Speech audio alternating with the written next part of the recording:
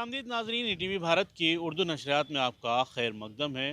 गुज़िश्ता दिनों Delhi high court में एक अर्ज़ी दाखिल की गई है जामा मस्जिद के एतराफ़ में जो मौजूद पार्क हैं उनको और आवाम के लिए उनको खोले जाने की।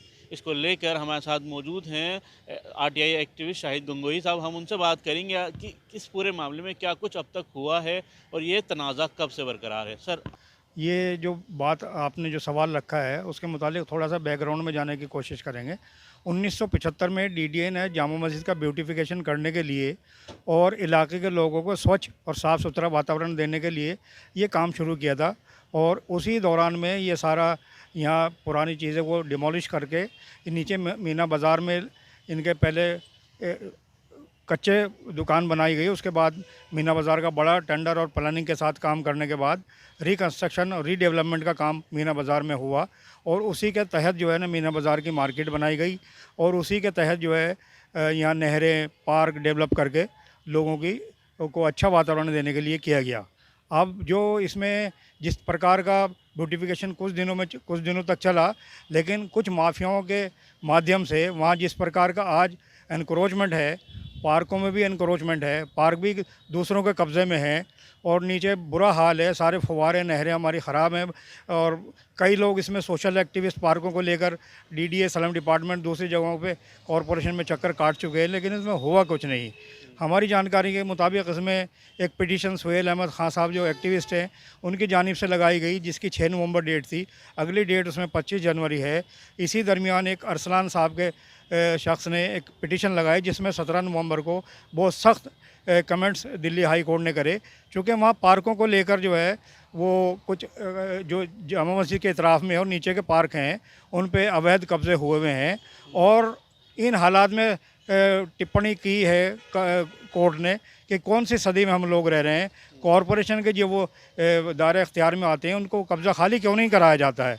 तो उसमें अगली स्टेटस रिपोर्ट कोर्ट ने में 21 दिसंबर मांगी है। अच्छा, ये बताएं कि कब तक ये आपने देखा होगा कि ये पार्क खुले रहे हैं और उसके बाद कब से ये पार्क बंद पब्लिक के लिए बंद कर दिए गए? मैं तो समझता हूँ 75 में जब ये ब्यूटिफिकेशन हुआ उसके बाद करीब करीब 2.5 साल तक ये जो है, लेकिन उस वक्त भी ये पब्लिक के यूज़ के लिए नहीं थे।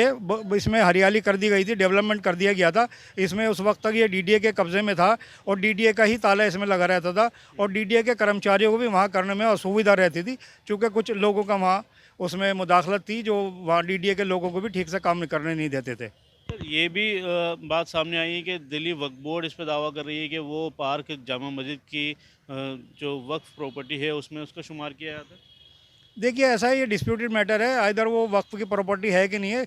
कुल मिलाकर ये है कि वक्फ की भी अगर प्रॉपर्टी है, वो वक्फ की प्रॉपर्टी पे वो पार्क ये है, मीना बाज़ार बनाया गया है। लेकिन ये जो एनक्रोचमेंट है वो तो उनके भी किसी सेक्शन में कवर होता है वक्फ के अंदर कि एनक्रोचमेंट रिमूव होना चाहिए, एनक्रोचमेंट के ख़िलाफ़ कार्रवाई होनी चाहिए।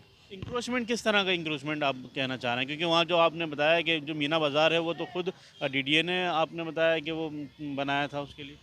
देखिए, कुछ ऐसा है कि वहाँ शुरुआती दौर में पक्की शॉप बनाकर डीडीए ने दी और उसके बाद कुछ लोग ऐसे थे जो जामा मस्जिद के इतराफ़ में थड़ियों पर कारोबार करते थे मुद्दतों से, तो उनके लिए जो है वहाँ स्टॉल वगैरह बनाए गए और उनकी स्टॉल में जिनको थड़े कहते हैं और उनके अलॉटमेंट भी डीडीए या कॉरपोरेशन ने उनको की थी। इसके बावजूद जो है उन थड़ों के और दुकानों के बाहर और नहर के चारों तरफ वहाँ ज़बरदस्त पटरियाँ लगती हैं, ठेले लगते हैं, जिससे लोगों का आना जाना दुश्वार है और वो इसकी वजह से वहाँ जो है क्राइम भी ज़्यादा दिन ब दिन बढ़ते जा रहे हैं। आए दिन जेब कतरों की कार्रवाई होती हैं, चीज़ें चोरी होती हैं, जेबें काटी जाती हैं। ये सब प्रशासन को ध्यान देने की ज़रूरत है। तो क्या अब तक उस पर किसी की नज़र नहीं पड़ी या इमाम बुखारी या और कोई जो वहाँ पे जो बड़े लोग हैं, क्या उन्होंने इस पर कोई कार्रवाई करने की कोशिश नहीं की या पुलिस ने अब तक कोई कार्रवाई नहीं की इस पर? इसमें गुज़िश्ता 3-4 साल पहले इमाम अहमद बुखारी साहब ने एक पहल की थी और उस वक्त डीसीपी सेंट्रल से मुदाखलत करने की बात कही थी और वहाँ से एनक्रोचमेंट वगैरह हटाए गए थे। लेकिन अफसोस की बात यह है कि यहाँ से 3 बार ये एनक्रोचमेंट हटाया गया है और उनको अल्टरनेट जगह भी दी गई है। उसके बावजूद इलाके का जस का तस हाल है, ये गैर मुनासिब है।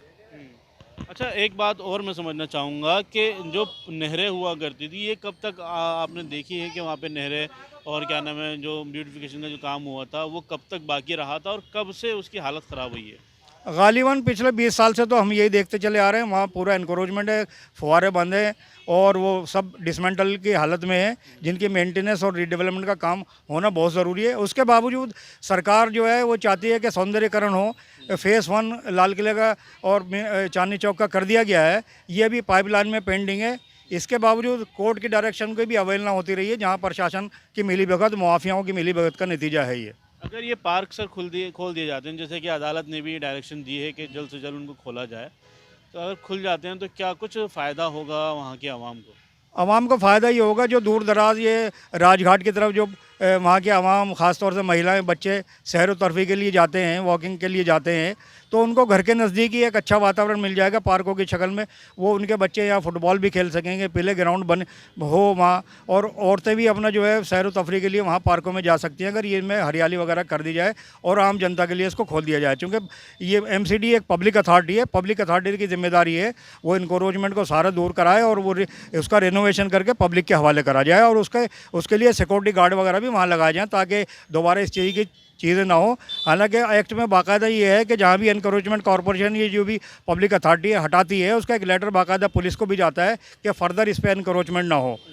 तो हम यही चाहते हैं कि कोर्ट की डायरेक्शन को सही तरीक़े से इम्प्लीमेंट करा जाए, ताकि लोगों को इसका फ़ायदा हो सके। ये किसकी ज़िम्मेदारी है इम्प्लीमेंट करना? क्योंकि आपने बताया कि अदालत ने MCD को बोला है, MCD काम नहीं कर रही है, तो अब किसकी जवाबदेही बनती है? जवाबदेही तो पुलिस प्रशासन और कॉरपोरेशन की बनती है, और उसके साथ साथ पब्लिक को अवेयरनेस की भी ज़रूरत है, क्योंकि पब्लिक की भी जिम्मेदारी बैठती है कि अगर पब्लिक अथॉरिटी की किसी ज़मीन पर कब्ज़ा हो रहा है और उनके इन्वायरमेंट को फ़र्क पड़ रहा है, तो उनको भी आगे आने की ज़रूरत है। मैं समझता हूँ इस वक्त जो हमारे पास फीडबैक आया है, वो लोग यही चाहते हैं कि जल्द से जल्द ये इलाका साफ़ हो और उनके बच्चों को, उनकी महिलाओं को, उनके परिवार को वहाँ आने जाने की सुविधा मिले और अच्छा एक इन्वायरमेंट बने। मैं इसके साथ ये भी कहना चाहता हूँ, जहाँ एक जानिब हिस्टोरिकल जामा मस्जिद है, वहीं मौलाना अबुल कलाम आज़ाद जो देश के पहले शिक्षा मंत्री थे, उनका भी वहाँ मज़ार है और उसका तक़द्दुस भी पामाल किया जा रहा है। तो इस सब के लिए बहुत ज़रूरी है कि उसके इतराफ़ में सारा इन्वायरमेंट हो, चूँकि देश भर सही नहीं बल्कि इंटरनेशनल विज़िटर्स भी वहाँ आते हैं। वो क्या हमारा यहाँ से एक सब कुछ देखभाल के क्या चीज़ लेकर जाते हैं, इस पर गौर करने की ज़रूरत है। तो सभी की जिम्मेदारी बनती है, चाहे वो आर्कियोलॉजिकल सर्वे हो, दिल्ली वक्फ बोर्ड हो, MCD हो।